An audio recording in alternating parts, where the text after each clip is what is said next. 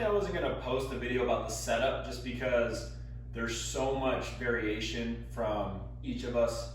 But Clint was texting me about setup, so I just wanted to kind of go over some fundamentals. So first of all, I think one of the main things is when we set it up, that left foot or the front foot needs to be turned out like a duck a little more than the right. And this is because when we come into transition, this helps the left hip clear and creates that anti-early extension, so humping the golf ball. So all those fundamentals we worked on, turning, getting into the legs, and then we didn't talk about this too much, but this left hip going left allows me to square the club face without me bringing my hips to the ball. Hips to the ball is a very, very difficult mistake to overcome, because as you can see, when I bring my hips to the ball, I run out of room. So now my arms have nowhere to go, my hands have nowhere to go, and I can block and push it, or I can flip it, and then I'll hit that horrible, hard left hook. So, going back to stance, slightly turning out this left foot can make the world of difference in allowing this hip to clear. I'll talk a little bit more about the hip clearing in another video. So, left foot, aka front foot, slightly toed out like a duck, more than your back foot, okay?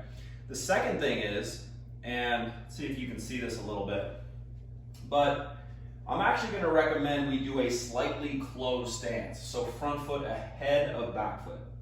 And here's why. So when I come into the ball, I wanna create an in to out path. And an in to out path is going to allow me to hit fairly straight shots or draws. And one of the biggest mistakes in golf, one of the biggest misses for us amateurs, is the dreaded banana slice. Not gonna name any names on this squad who does that. If we open the stance, and I've talked to Case a lot about this, so now I'm open stance, what I'm going to naturally wanna do is swing with my body. So I've got the club back here, and I'm gonna go from out to in and cut across the ball and hit that slice.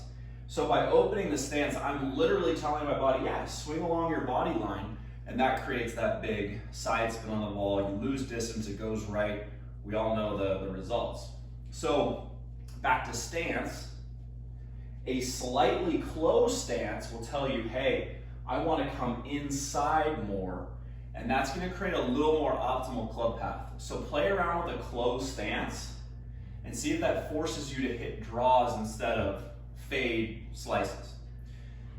Arm position. So I think this is what Clint was asking about. What do you do with your arms? And the best way I've heard it described is if you had one of those cable machines at the gym and you wanted to pull it down really strong, that's where your arms are gonna end up. So in other words, I'm here, I'm in my stance, got like a 7-iron, let's say.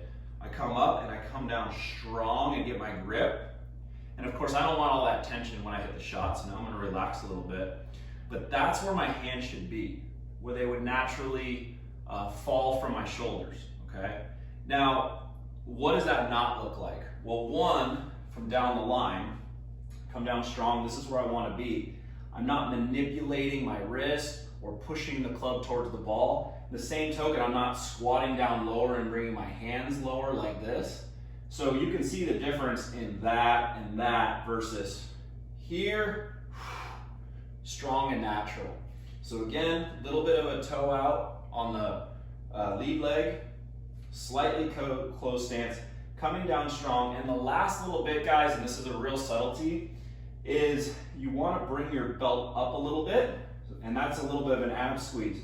So you're squeezing the ab a little bit, engaging this right here nice and tight.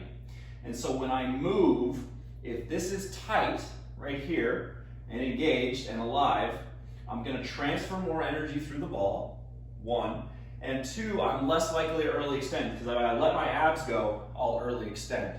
So a little bit of a squeeze. The way you can think about it is tuck your belt up, set it up, and then go. So add those setup cues in your mind with your body movement drills that hopefully we are accumulating. We got 70 days left. Let's get a little better each day, boys. Obviously, super excited about this event. Let's go.